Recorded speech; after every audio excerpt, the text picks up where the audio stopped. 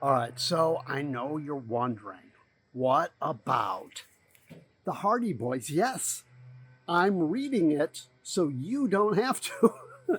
Not that you would. Like I said, I was in a nostalgia phase, so I'm reading a book that I had when I was a kid. I remember some of it, it's vaguely familiar.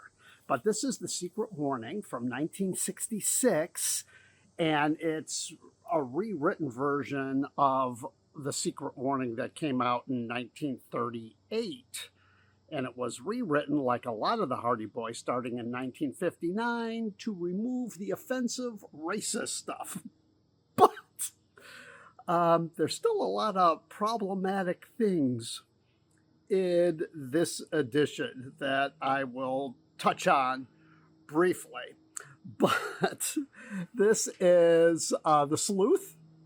This is the boat that the Hardy Boys have. See, their dad, Fenton, was a New York City detective.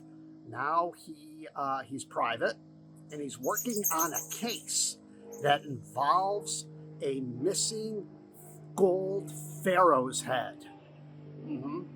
And they have a detective room in their house upstairs with shortwave radios where they can keep in contact with each other. The boys carry a detective kit. Of course they do. What's in that kit? I have no idea. They can dust for fingerprints. And they do in the first 5 chapters. How they know whose fingerprints they are, I have no idea. So there are the Hardy Boys, and one's blonde, one's a dark. I can't keep them straight. I don't know who's who, and it really doesn't matter. They're 17 and 16, and that's Chet. Chet's one of the characters in this book. Chet is a friend of theirs, and Chet is a little chubby. And they make fun of him. They fat shame him. The Hardy Boys are jerks. And then you got the lighthouse, that plays a role here as well. So it all starts on a dark and stormy night. The boys are home alone. Their mom is off with their Aunt Gertrude at a concert. And they're not going to be back till really late. Their dad is working on a case, and throughout the first 5 chapters, they're going to call him on the shortwave radio. Then they're going to meet him on an island, and this story involves, sunken boats. It involves that pharaoh's head. It involves explosions and a treasure map and a ghost of a pirate named Red Rogers because he's got a red beard. Mm-hmm. So, lots of Scooby-Doo vibes in this. The meddling kids, a lot of kind of the 60s slang is in it. A lot of stereotypes, especially in regard to women. There is a scene where the boys come rushing down the stairs because there's a commotion, there's a ruckus, and the author describes the Hardy Boys' mom as slim and attractive. The Hardy Boys' mom is a MILF. That's the vibe I got from the description here of this woman in a book aimed at 10 to 14-year-olds. That's the 60s for you. So the story opens. It's a dark and stormy night. The boys are home alone, watching TV. Don't know, but a telegram arrives, and it's basically a telegram of a warning. I had mentioned this once before, and beware the pharaoh's head, doomed to all who seek it. And it turns out their dad is working on a case involving a pharaoh's head. And then other people get involved. There's this Captain Early who comes over. He's this old Navy guy, a friend of their dad's. They talk to their dad on the shortwave radio. There's a guy lurking outside the house who's got a red beard. Mm-hmm. And it takes a while, like in Scooby-Doo, they'll be talking and then somebody will remember something. Hey, wait a minute, that guy had a red beard, kind of like Red Rogers. So they get this telegram. They see somebody in the window with a red beard. Captain Early comes over wanting to talk to Dad. It's dark. They have him stay. They talk to Dad. Dad says, ask him about Whalebone Island. And Captain Early tells them the story about Red Rogers and the pirates and how people think it's haunted. And then the next day, they get a map in the mail. Some dude sent them a map in the mail of Whalebone Island with an X marking the spot. Of course they did.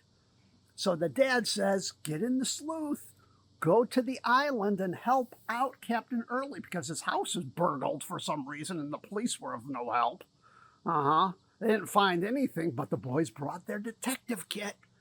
They go there and they dust for fingerprints and they find fingerprints, but the fingerprints are only that of Captain Early and his housekeeper, Mrs. Calhoun. How they know that, I have no idea. I mean, they're the Hardy Boys. They know everything. So they're going to go to Whalebone Island to find that X marks the spot. They meet up with a couple friends, Tony and Chet, who just came back from fishing. And unfortunately, they ask the boys, the Hardy Boys ask their friends, did you catch anything? And Chet says, we didn't catch anything. And I had my mouth all set for some nice boiled bass for lunch, too. Pretty sad, pal. Joe grinned and patted the stout boy's midriff. What? Who does that? Joe's a jerk. But think of the pounds you've saved. Really, Joe? Really? And so Chet gets a little bit defensive sometimes, but part of his character is that he really likes to eat. So Chet agrees to go with the boys to Whalebone Island. And this is the scene right here. They're going towards Whalebone Island when all of a sudden the lighthouse begins to blink. And Frank, because he's a Hardy Boy, he's a detective. He's trained, apparently, in Morse code. He realizes that it's a danger signal. And that's the title of the chapter, Danger Signal. And it says, danger, keep away, Hardies. So whoever was outside the house with the red beard, and now they're thinking it's got to be Red Rogers, is warning them. Do they want not to come? Or what's going on? They're supposed to meet their dad there. And when they get there, they find the camp empty. They go looking for their dad. They go up to the lighthouse. They see some guy running. He keeps appearing and disappearing. It's crazy. And they find their dad knocked out on the floor, bleeding. Well, they get him up and they talk a little bit. The dad talks about his case, and the dad gives it all away. It's typical Scooby-Doo. See, a ship sunk carrying this pharaoh's head. Now, apparently, pharaoh's head was being sold on a market someplace. How they know this without the internet, I don't know. Those are questions you don't ask. And so now they want to know if it's real or not. So they spend a few chapters in Snoozeville talking about insurance fraud.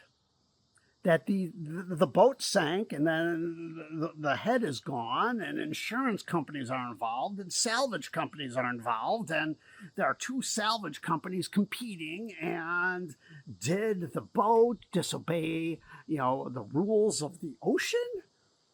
And so they don't want to be caught because they want their insurance money. And it's all about insurance money, but the dad gave it away.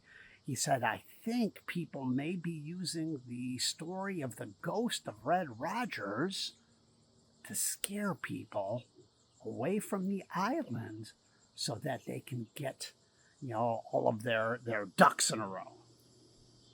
classic Scooby-Doo. Classic. And until some meddling kids come along, the Hardy Boys, right? They're not going to get away with it. So they're on this island, and then there's this explosion. People are trying to kill them. Kill them. And they hit the ground, and, dirt and rocks are flying everywhere, but they're okay. They're okay. So they decide they're going to spend the night in the lighthouse instead of on the beach at the campsite. But where's Chet? Chet's gone. Where did Chet go? So they're looking, and they're like, did the guy with the red beard, did he get Chet? And Chet, who knows? Chet can't run. He can't run like them. He's not in shape. Poor Chet. And so they see a figure coming, and wouldn't you know it, it's Chet. And they almost knock him down. And Chet's got a stick, and he almost hits them. And they're like, Chet, where were you? We were looking for you. We were worried. And Frank said, where the dickens have you been? And then he adds, as if we couldn't guess.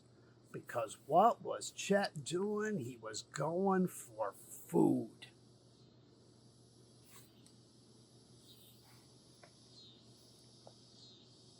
Chet just wanted to eat.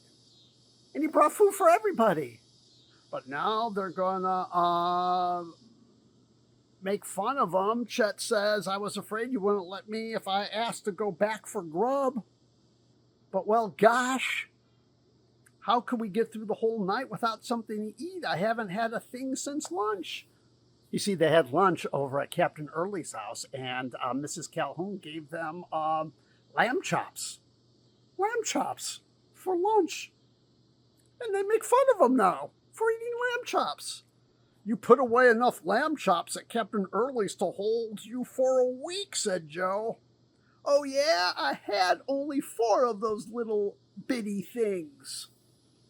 All the same, said Mr. Hardy, it was a foolish risk. Poor Chet. I don't know how Chet's going to get through that. I don't even know why Chet, when they're on the boat, doesn't just throw the Hardy Boys over and then just go and live his life, right?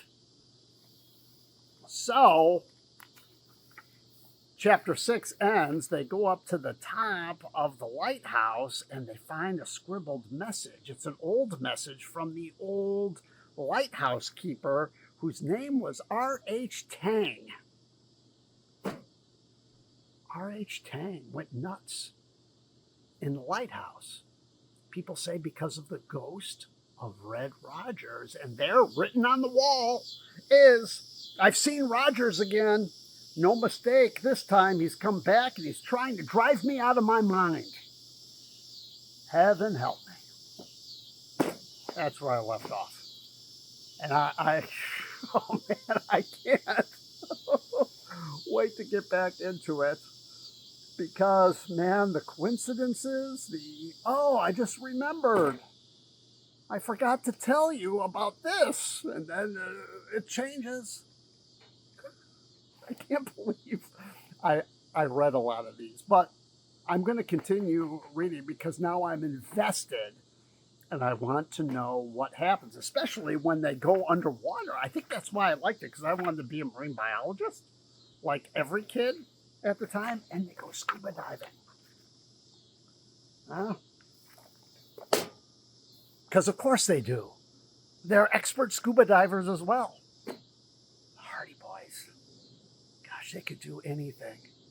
And at the same time, be jerks. All right.